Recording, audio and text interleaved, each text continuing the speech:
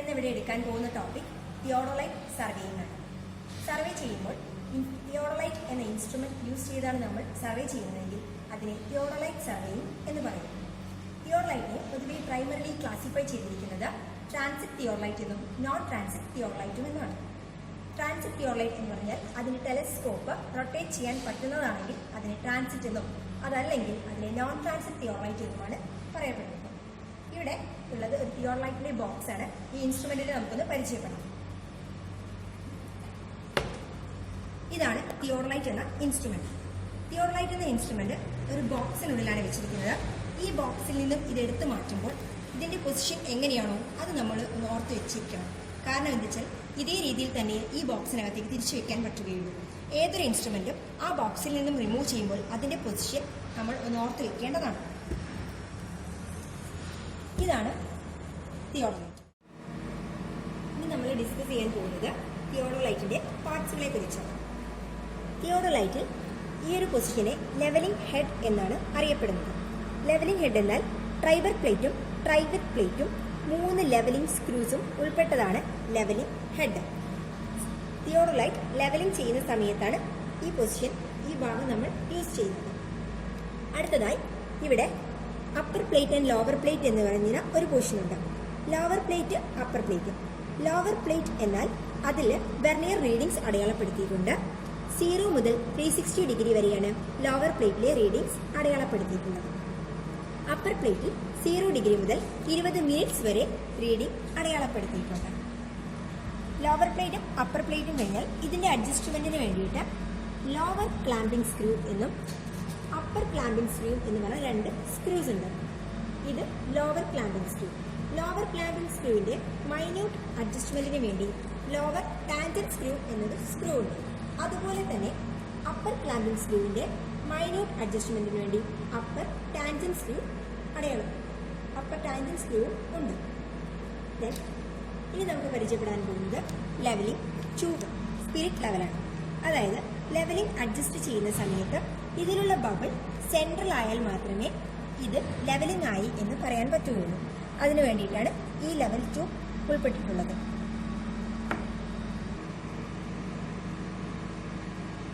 ഇനി ഇതാണ് ടെലസ്കോപ്പ് എന്ന് പറയുന്നത്. നമുക്ക് ഒരു ഒബ്ജക്റ്റിനെ ഫോക്കസ് ചെയ്യാൻ വേണ്ടിയിട്ടാണ് ടെലസ്കോപ്പ് യൂസ് ചെയ്യുന്നത്. ടെലസ്കോപ്പിൽ ഈ ഒരു പൊസിഷനെ ഐ പീസ് എന്നും ഇതിനെ ഒബ്ജക്ട് ഗ്ലാസ് എന്നും പറയുന്നു. ഇത് ഫോക്കസ് ചെയ്യാൻ വേണ്ടിയിട്ട് ഇവിടെ ഫോക്കസ് സ്ക്രൂ എന്ന് പറഞ്ഞ ഒരു സ്ക്രൂ ഉൾപ്പെട്ടിട്ടുണ്ട്.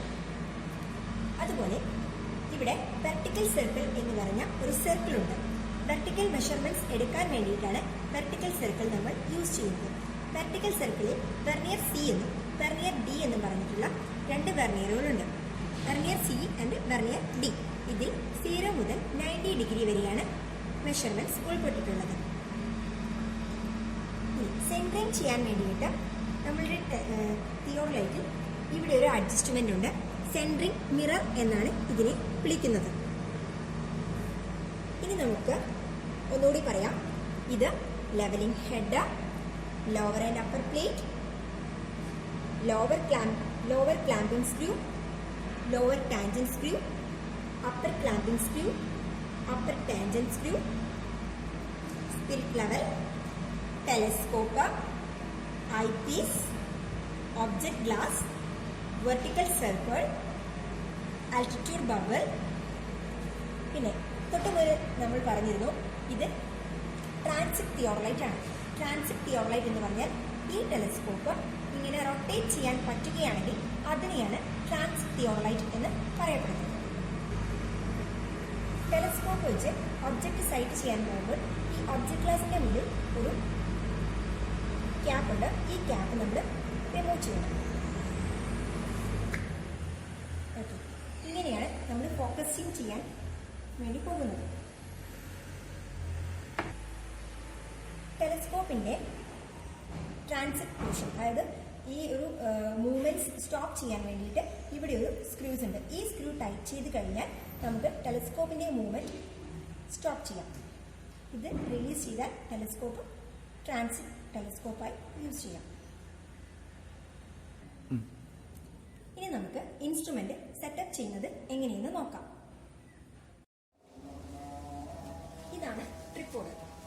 തിയോഡോലൈറ്റ് ട്രിപ്പോഡിന്റെ മുകളിൽ സെറ്റ് ചെയ്ത് വെച്ചിട്ടാണ് നമ്മൾ യൂസ് ചെയ്യുക. ട്രിപ്പോഡ് 3 ലെഗ് ഉണ്ട്. ഈ ലെഗ് നമ്മൾ ഗ്രൗണ്ടിൽ ഫോം ചെയ്യാം. അപ്പോൾ ആദ്യം തന്നെ നമ്മൾ 3 ലെഗ്സും ഗ്രൗണ്ടിലേക്ക് നമ്മൾ താഴ്ത്തിറക്കാൻ വേണ്ടി 3 ലെഗ് നന്നായി ചവിട്ടി ഗ്രൗണ്ടിൽ ഉറപ്പിക്കുക.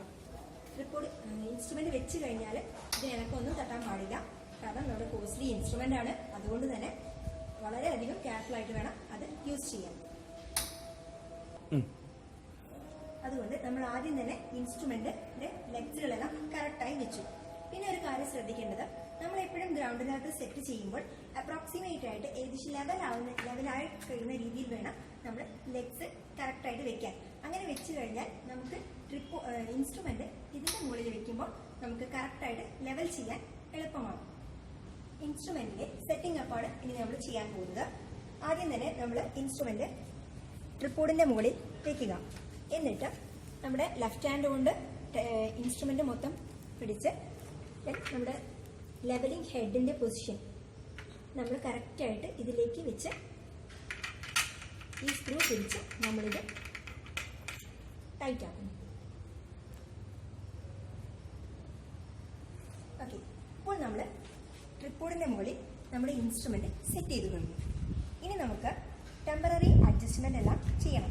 ടെമ്പററി അഡ്ജസ്റ്റ്മെന്റ് എന്ന് പറഞ്ഞു കഴിഞ്ഞാൽ ഏതൊരു ഇൻസ്ട്രുമെന്റും നമ്മൾ വർക്ക് ചെയ്യുന്നതിന് മുന്നേ അതിന്റെ ടെമ്പററി അഡ്ജസ്റ്റ്മെന്റ്സ് എല്ലാം ചെയ്താൽ മാത്രമേ നമുക്ക് കറക്റ്റ് ആയിട്ടുള്ള ഒരു റീഡിംഗ് നമുക്ക് എടുക്കാൻ പറ്റുകയുള്ളൂ.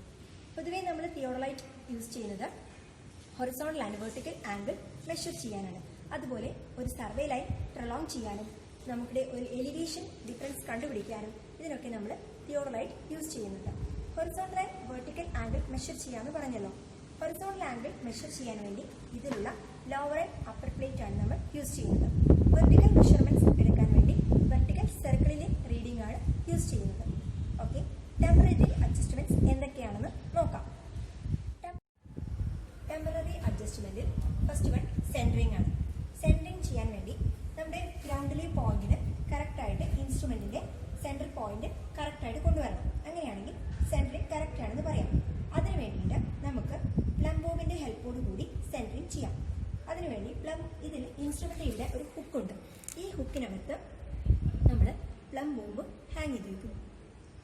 പ്ലം ബോബിന്റെ കറക്റ്റ് പോയിന്റ് ഇതിന്റെ കറക്റ്റ് പൊസിഷനിലാണെങ്കിൽ സെന്ററിംഗ് കറക്റ്റ് ആണെന്ന് പറയാം. ഇനി അതല്ലെങ്കിൽ ഈ പോയിന്റ് എവിടെയാണോ നമ്മുടെ സെന്റർ പോയിന്റ് അവിടേക്ക് നമ്മുടെ പ്ലം ബോബ് എത്താൻ വേണ്ടിയിട്ട് നമ്മുടെ ലെഗ് മൈന്യൂട്ടായിട്ട് അഡ്ജസ്റ്റ് ചെയ്ത് കൊടുക്കാം. ലെഗ് അഡ്ജസ്റ്റ്മെന്റ് ആണ് ഫസ്റ്റ് ചെയ്യേണ്ടത്. ലെഗ് അഡ്ജസ്റ്റ്മെന്റ് ചെയ്ത് കറക്റ്റ് നമ്മുടെ ഗ്രൗണ്ട് പോയിന്റിലേക്ക് നമ്മുടെ പ്ലം ബോബ് കൊണ്ടുവരണം. അങ്ങനെ ലെഗ് അഡ്ജസ്റ്റ്മെന്റ് ചെയ്ത് നമ്മൾ സെന്ററിങ് കറക്റ്റ് ആക്കുന്നു. ഓക്കെ, ഇപ്പോൾ നമ്മുടെ സെന്റർ പോയിന്റ് ഇൻസ്ട്രുമെന്റിന്റെ സെന്റർ പോയിന്റ് കറക്റ്റ് ആണ്. ഇനി സെന്ററിങ് ചെയ്യാൻ വേണ്ടിയിട്ട് വേറൊരു മെത്തേഡ് ഉണ്ട്, സെന്ററിങ് മിറർ. സെന്ററിങ് മിററിന്റെ ഹെൽപ്പോട് കൂടി നമുക്ക് സെന്റർ ചെയ്യാം.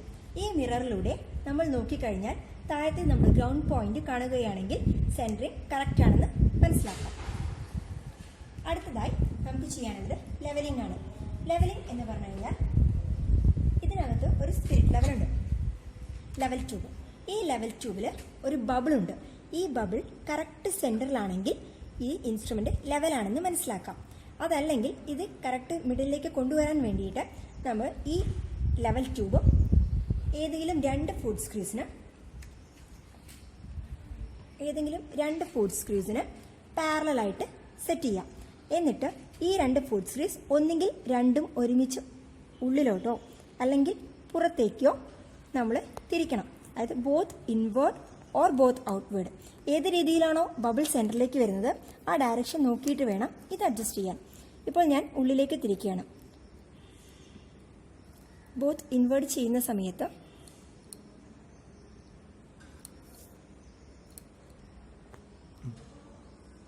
രണ്ട് സ്ക്രീസും ബോത്ത് ഔട്ട്വേർഡ് ഓർ ഇൻവേർഡ് ചെയ്യുന്ന സമയത്ത് ബബിൾ സെൻട്രലായി കഴിഞ്ഞാൽ ആ പൊസിഷനിൽ സ്റ്റോപ്പ് ചെയ്യുക. ദെൻ ഇപ്പോൾ ഈ രണ്ട് ഫുഡ് സ്ക്രീസിന് പാരലലായിട്ടാണ് നമ്മളുടെ ബബിൾ ട്യൂബ് ഇരിക്കുന്നത്. ഈ ബബിൾ സെൻട്രൽ ആവുകയും ചെയ്തു. ഇനി മൂന്നാമത്തെ ഫുഡ് സ്ക്രീസിന് പെർപെൻഡിക്കുലർ ആയിട്ട് നമ്മളുടെ ഇൻസ്ട്രുമെന്റ് തിരിക്കുക. എന്നിട്ട് നേരത്തെ തിരിച്ചതിന്റെ ഓപ്പോസിറ്റ് ഡയറക്ഷനിൽ നമ്മൾ ഫുഡ് സ്ക്രൂ തിരിക്കുക.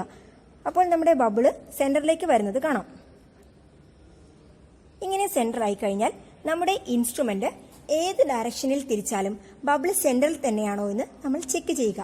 അല്ലെങ്കിൽ ഈ പ്രൊസീജിയർ വീണ്ടും റിപ്പീറ്റ് ചെയ്യുക. അങ്ങനെ റിപ്പീറ്റ് ചെയ്ത് നമ്മുടെ ഏത് പൊസിഷനിലും നമ്മുടെ ബബിൾ കറക്റ്റ് സെന്ററിലാണ് നിൽക്കുന്നതെങ്കിൽ നമ്മുടെ ഇൻസ്ട്രുമെന്റ് കറക്റ്റ് ലെവലായി എന്ന് മനസ്സിലാക്കാം. സെന്ററിംഗ്, ലെവലിംഗ് കഴിഞ്ഞു. അടുത്തതായി ഫോക്കസിംഗ് ആണ് ചെയ്യാനുള്ളത്. ഫോക്കസിംഗ് എന്ന് പറഞ്ഞാൽ ഫോക്കസിംഗ് രണ്ട് രീതിയിലാണുള്ളത്. Focusing by eyepiece, focusing by object glass. Focusing by eyepiece എന്ന് പറഞ്ഞാൽ ഒബ്സർവ് ചെയ്യുന്ന ആളുടെ കണ്ണിന്റെ പവർ അനുസരിച്ച് സെറ്റ് ചെയ്യുകയാണ് ഫോക്കസിംഗ് ബൈ ഐ പീസ് എന്ന് പറയുന്നത്. അതിനു വേണ്ടിയിട്ട് ഒരു വൈറ്റ് പേപ്പർ നമ്മുടെ ഒബ്ജക്ട് ഗ്ലാസിന്റെ ഇൻ ഫ്രണ്ടിൽ വയ്ക്കുക. ദെൻ നമ്മൾ മൈന്യൂട്ടായിട്ട് നമ്മുടെ ഐ പീസ് തിരിക്കുക. ഐ പീസ് തിരിക്കുമ്പോൾ ക്ലിയർ ആയിട്ടുള്ളതും ഡാർക്ക് ആയിട്ടുള്ളതും ഒരു ബ്ലാക്ക് ക്രോസ് ഹെയർ ഈ വൈറ്റ് പേപ്പറിലൂടെ നമുക്ക് വൈറ്റ് പേപ്പറിൽ കാണാൻ പറ്റുന്നുണ്ടെങ്കിൽ നമ്മളുടെ ഐ പീസ് കറക്റ്റ് സെറ്റായി എന്ന് നമുക്ക് മനസ്സിലാക്കാം. ഫോക്കസിംഗ് ബൈ ഐ പീസ് ഒന്നുകൂടി പറയാം. നമ്മൾ ഒബ്ജക്ട് ഗ്ലാസിന്റെ മുന്നിൽ ഒരു വൈറ്റ് പേപ്പർ പിടിക്കുക. ദെൻ നമ്മൾ ഐ പീസ് ചെറുതായി തിരിച്ച് ഇതിനകത്തുള്ള ക്രോസ് ഹെയർ ക്ലിയർ ആയും ഡാർക്കായുമുള്ള ഒരു ഇമേജ് നമുക്ക് കാണുകയാണെങ്കിൽ, ക്ലിയറും ഡാർക്കുമായിട്ടുള്ള ഒരു ക്രോസ് ഹെയർ നമുക്ക് കാണുകയാണെങ്കിൽ ഐ പീസ് സെറ്റായി എന്ന് നമുക്ക് മനസ്സിലാക്കാം. ഇനി നമുക്ക് ചെയ്യേണ്ടത് ഒബ്ജക്ട് ഗ്ലാസ് സെറ്റ് ചെയ്യുക എന്നുള്ളതാണ്. ഒബ്ജക്ട് ഗ്ലാസ് അല്ല, നമ്മുടെ ഫോക്കസിംഗ് കറക്റ്റ് ആക്കുക. ഫോക്കസിംഗ് കറക്റ്റ് ആക്കാൻ ഫോക്കസിംഗ് ബൈ ഒബ്ജക്ട് ഗ്ലാസ് ആണ് ചെയ്യേണ്ടത്. അതിനു വേണ്ടിയിട്ട് ഇവിടെ ഒരു ഫോക്കസിംഗ് സ്ക്രൂ ഉണ്ട്. ഫോക്കസിംഗ് സ്ക്രൂ തിരിച്ച് നമ്മൾ നോക്കേണ്ട ഒബ്ജക്റ്റിനെ നമ്മൾ സൈറ്റ് ചെയ്യുക. ആ സൈറ്റ് ചെയ്ത ഒബ്ജക്റ്റിന്റെ ക്ലിയറും വ്യക്തവുമായ ഒരു പ്രതിബിംബം ഡയഫ്രത്തിൽ വന്ന് പതിക്കുകയാണെങ്കിൽ ഒബ്ജക്ട് ഗ്ലാസ് സെറ്റായി എന്ന് മനസ്സിലാക്കാം. അതിനു വേണ്ടിയിട്ട് നമ്മൾ ഫോക്കസിംഗ് സ്ക്രൂ തിരിച്ചിട്ട് നമുക്ക് ഫോക്കസിംഗ് ചെയ്യാം. ഫോക്കസിംഗ് ഒന്നുകൂടി പറയാം.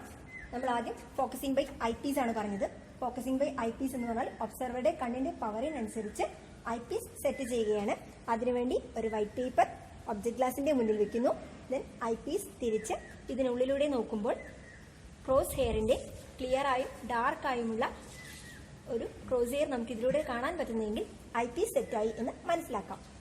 Next focusing by object glass ആണ്. ഫോക്കസിംഗ് ബൈ ഒബ്ജക്ട് ഗ്ലാസ് എന്ന് പറഞ്ഞാൽ നമുക്ക് ഒബ്ജക്റ്റ് നമ്മൾ ഇതിലൂടെ സൈറ്റ് ചെയ്യുക. ഒബ്ജക്റ്റ് സൈറ്റ് ചെയ്യാൻ വേണ്ടി ഫോക്കസിംഗിന് വേണ്ടി ഫോക്കസിംഗ് സ്ക്രൂ തിരിക്കുന്നു. ഫോക്കസിംഗ് സ്ക്രൂ തിരിച്ച് ഒബ്ജക്റ്റിനെ സൈറ്റ് ചെയ്യുമ്പോൾ ഒബ്ജക്റ്റിന്റെ ക്ലിയറായും വ്യക്തമായും ഉള്ള ഒരു ഇമേജ് ഡയഫ്രത്തിൽ വന്ന് പതിച്ച് നമുക്ക് ഐ പീസിലൂടെ കാണാൻ പറ്റുന്നുണ്ടെങ്കിൽ ഒബ്ജക്റ്റ് ഗ്ലാസ് വെച്ച് നമ്മുടെ ഒബ്ജക്റ്റ് ക്ലിയറായി കണ്ടു കഴിഞ്ഞാൽ ഫോക്കസിംഗ് സെറ്റായി എന്ന് മനസ്സിലാക്കാം. ഈ ഒബ്ജക്റ്റിലൂടെ നമുക്ക് ലഭിക്കുന്ന പ്രതിബിംബം ചില സമയത്ത് ഡയഫ്രത്തിൽ കറക്റ്റ് വന്ന് പതിക്കാതിരിക്കുന്ന ഒരവസ്ഥയുണ്ടാകും. അപ്പോൾ നമ്മൾ നോക്കുന്ന സമയത്ത് ഒബ്ജക്റ്റിന്റെ പ്രതിബിംബം ഇടയ്ക്കിടയ്ക്ക് മാറിക്കിടക്കുന്നുണ്ടെങ്കിൽ അല്ലെങ്കിൽ കറക്റ്റ് വ്യക്തമായി കാണുന്നില്ലെങ്കിൽ അതിനർത്ഥം അതിന് പാരലാക്സ് സംഭവിച്ചിട്ടുണ്ട് എന്നാണ്. പാരലാക്സ് സംഭവിച്ചു കഴിഞ്ഞാൽ അത് റിമൂവ് ചെയ്യാം. എന്നാൽ മാത്രമേ നമുക്ക് ഒബ്ജക്റ്റിന്റെ കറക്റ്റ് ആയിട്ടുള്ള ഒരു പ്രതിബിംബം കാണാൻ സാധിക്കുള്ളൂ. പാരലാക്സ് റിമൂവ് ചെയ്യാൻ വേണ്ടിയിട്ട് വീണ്ടും നമ്മൾ ഫോക്കസിംഗ് കറക്റ്റ് ചെയ്യുക എന്നതാണ് ചെയ്യേണ്ടത്. അതായത് ഐ പീസ് ആദ്യം സെറ്റ് ചെയ്യുക, ഒന്നുകൂടി ക്ലിയറായി ഐ പീസ് സെറ്റ് ചെയ്തതിനു ശേഷം വീണ്ടും ഒബ്ജക്ട് ഗ്ലാസ് സെറ്റ് ചെയ്യുക. അങ്ങനെ ചെയ്തു കഴിഞ്ഞാൽ പാരലാക്സ് നമുക്ക് റിമൂവ് ചെയ്യാൻ പറ്റും.